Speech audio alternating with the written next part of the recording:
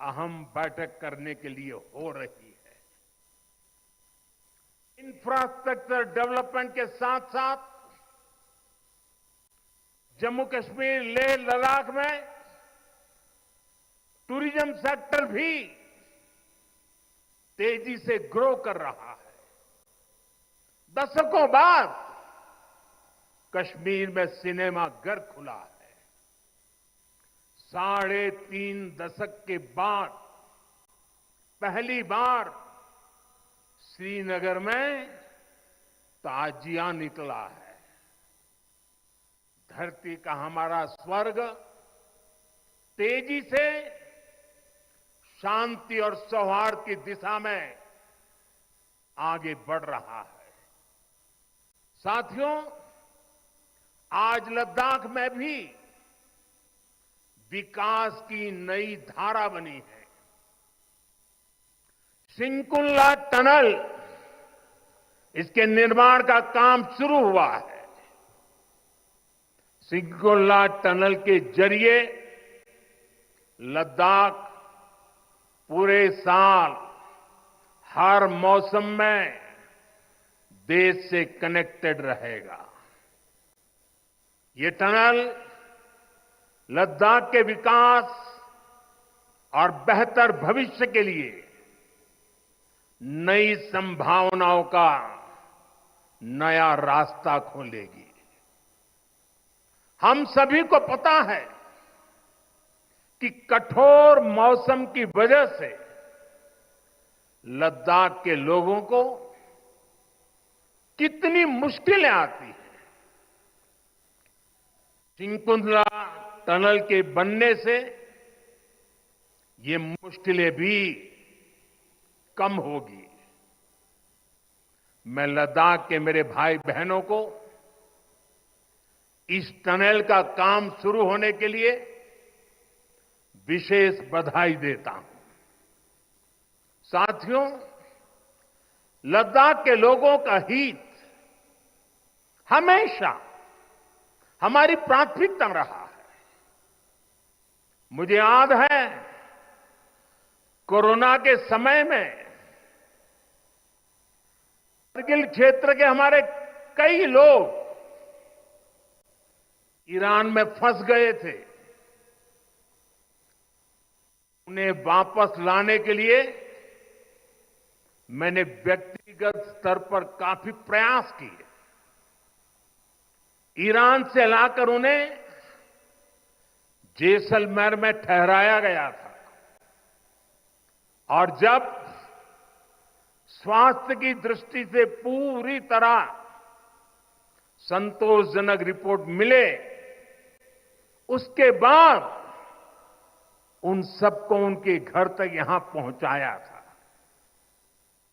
हमें संतोष है कि हम अनेकों जिंदगियों को बचा पाए।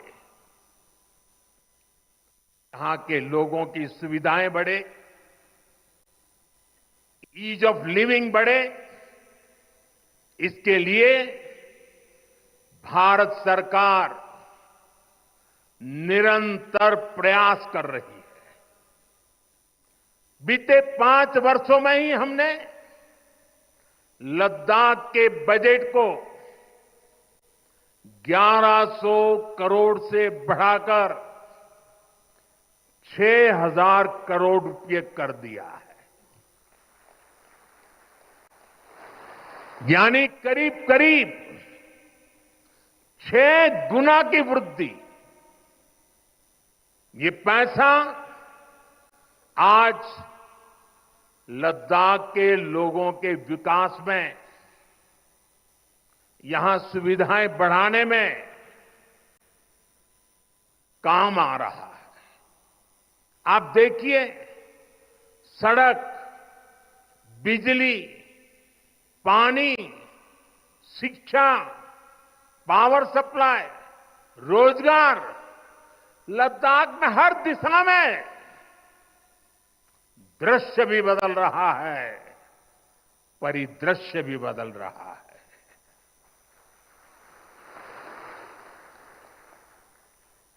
पहली बार यहां होलिस्टिक प्लानिंग के साथ काम हो रहा है। जल जीवन मिशन की वजह से अब लद्दाख के 90% से ज्यादा घरों में पाइप से पीने का पानी पहुंच रहा है। लद्दाख के युवाओं को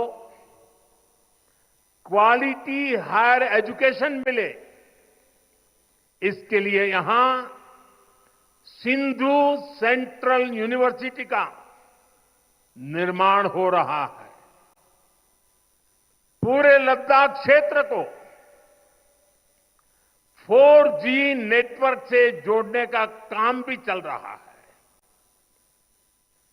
13 किलोमीटर लंबी जोजिला टनल का काम भी जारी है। इसके वजन बनने से नेशनल हाईवे नंबर 1 पर भी ऑल वेदर कनेक्टिविटी हो जाएगी। साथियों, हमने देश के सीमावर्ती क्षेत्रों में विकास के असाधारण लक्ष्य तय किए हैं। चैलेंजिंग टास्क को अपने हाथों में लिया है। बॉर्डर रोड ऑर्गेनाइजेशन बीआरओ ने ऐसे लक्ष्यों को पूरा करने के लिए अभूतपूर्व गति से काम किया है। बीआरओ ने पिछले 3 साल में ही 330 से ज्यादा इंफ्रास्ट्रक्चर प्रोजेक्ट पूरे किए हैं। इसमें लद्दाख के विकास कार्यों से लेकर पूर्वोत्तर में सेला टनल जैसे प्रोजेक्ट भी शामिल है। मुश्किल टेरेन्स में विकास की एक गति नए भारत की क्षमता और दिशा दोनों दिखाते हैं। साथियों, आज की वैश्विक परिस्थितियां पहले से अलग है। इसलिए हमारी सेनाओं को हथियारों और उपकरणों के साथ साथ कार्यशैली और व्यवस्थाओं में भी आधुनिक होना चाहिए। इसलिए देश दशकों से डिफेंस सेक्टर में बड़े रिफॉर्म्स की जरूरत महसूस करता रहा था। सेना स्वयं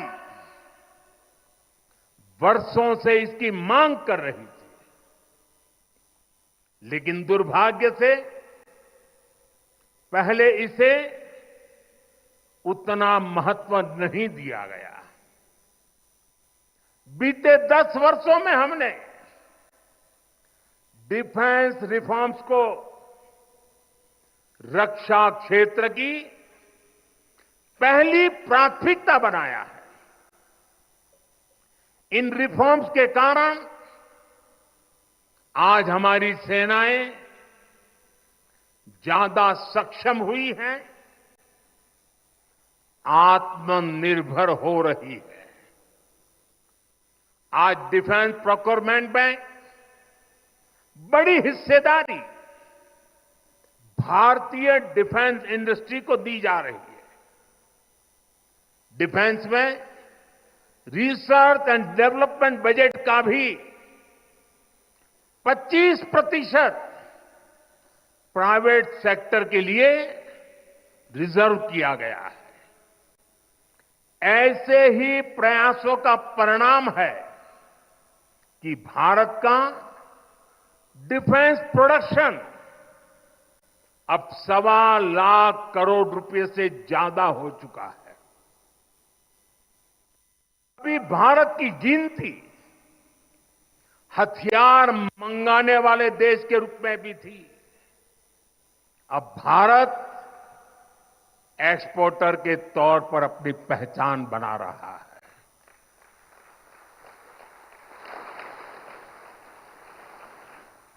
मुझे खुशी है कि हमारी सेनाओं ने 5,000 से ज्यादा हथियारों और ये सैन्य उपकरणों की लिस्ट बनाकर ये तय किया है कि अब ये 5,000 आइटम्स बाहर से नहीं मंगवाए जाएंगे। मैं इसके लिए सेना नेतृत्व को बधाई देता हूं। साथियों, डिफेंस सेक्टर में रिफॉर्म्स के लिए भी भारत की आर्म फोर्सेज की सराहना करना चाहता हूं। हमारी सेनाओं ने बीते वर्षों में कई साहसिक निर्णय लिए हैं। सेना द्वारा किए गए जरूरी रिफॉर्म्स का एक उदाहरण अग्निपथ स्कीम भी है।